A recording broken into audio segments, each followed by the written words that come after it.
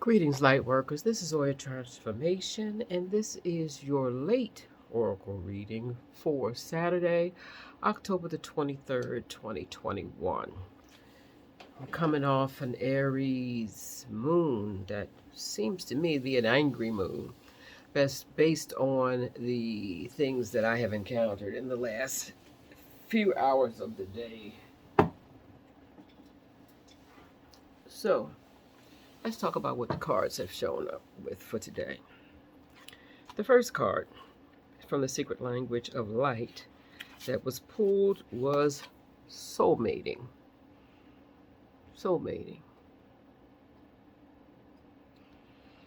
And what I have learned in recent times about soulmating is that we have probably a number of soulmates, and they're not all here to stay. They're not all here to complement us as long as we would like them to. They're here, some for a period, some for a lifetime, some for a season. You know the old adage, season, reason, lifetime. However, they're here to help you open your heart. So they mirror you. Love and peace, when in a soul mating, will be accessible to you and amplified. So will fear and pain. So I'm here to say that the wounds that one or both of the mates have will be more obvious in that mating. Now, just because you know someone to be a soulmate does not mean they're your life partner. They may have been in your life for a while, and you may have been open to them in many ways, and them you. But it does not mean that it is forever, and only you will know whether or not it's time to let go. This is a number 34 that speaks to spirituality. It also speaks to unconditional love. So somebody may have a very open heart. Heart may be very wide and open. And you can't make someone open their heart if they are afraid. If at some point you met as a soulmate and did not decide to grow together, you're going to have to go. Because if both hearts are not opening up, then it's hard to continue to be in an amicable relationship. The card that supports and challenges this soulmating card is from the Osho deck, and it's the Five of Totality. And you see people trapezing on this picture. And it talks about having to be totally focused and present.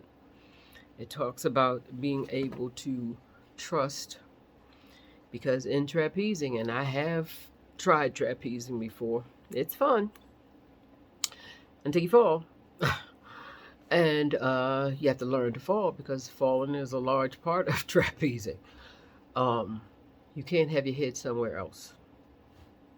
And we talk about multitasking and being all over the place, but we also talk about mindfulness and how difficult it can be in today's world of social media to be in the room where you are, to be in the conversation that you are in at present, and not have your head in the clouds of a conversation of yesterday or a conversation somebody else is having on social media.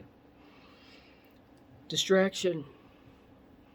It's hard to show up unconditionally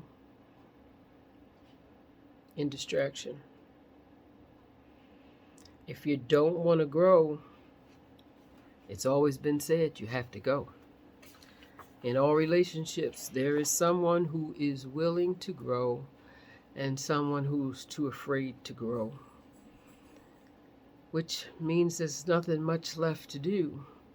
But hopefully in the process unconditional love was born, and even if the love is from a distance and not in the same space because it can no longer exist in the same space, let's hope that we learn to love and send light and good energies out even when they are not being received too well. And the final card in this 3-card reading is the 5 of water. And once again, it's another 5. The 5 of water. It talks about a fluidity, and 5 speak to the willingness to learn, the willingness to be flexible.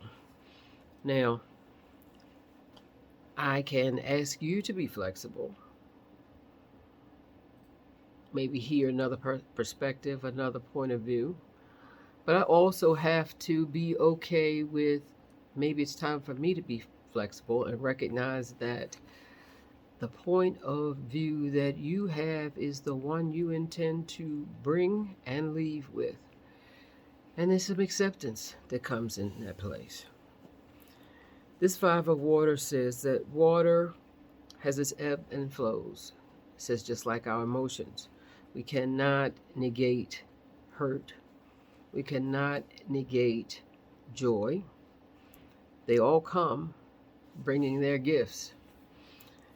It's for us to understand that if the emotion that you're feeling right now is not bringing you gladness, to just wait a minute. Recognize that it is an emotion that you maybe don't particularly care for. It is an emotion you don't feel comfortable with. But as our friend Thich Nhat Hanh says, each of the emotions, specifically those who make us uncomfortable, have to be tended to. Our anger has to be tended to. It is a baby that needs to be soothed.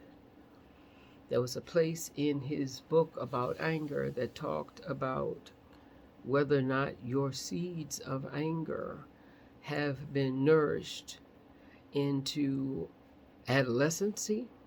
Well, that's a word, but you know what I mean. And your seeds of love and compassion are still in infancy. We need all of this stuff. We need not negate when we are angry. We need not negate when we need help with our anger. We need not negate when we need to walk mindfully, recognizing that not only are we angry, not only do we need help, but that we suffer. Because on this plane, it is impossible to live without suffrage. Now, it's not mandatory that we stay there, but it has to be acknowledged to get through to the other side. So, recognize all your soulmates, as much as you may love them, may not be able to stay with you. You can still love them as you bid them adieu. Namaste. Have the best day of your choosing, and thank you for listening. Be well.